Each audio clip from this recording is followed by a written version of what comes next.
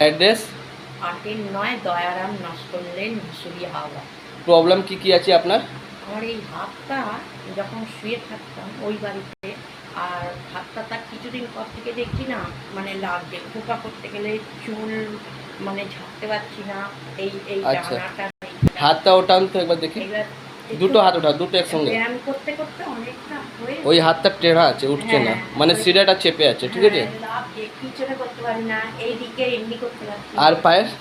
পায়ের এই কদিন ধরে এই যে ওষুধগুলো খাচ্ছিলাম জানেন তো, আমি হঠাৎ দেখে এই পা কোনো দিন হয় না, তো আমি পড়ে গিয়ে আমার অপারেশন হয়েছিল, হ্যাঁ, এই দুটো জায়গায়।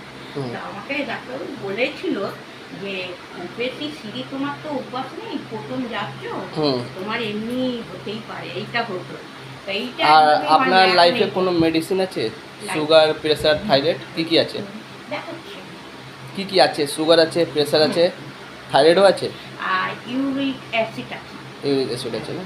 ঠিক আছে। থাইরয়েড থাইরয়েড নেই না? মানে সুগার আছে, প্রেসার আছে, ইউরিক অ্যাসিড আছে। ইউরিক অ্যাসিডটা সবসময় 1-2 পয়েন্ট বেশি থাকে এইরকম, আবার কখনো নর্মালও হয়ে যায়।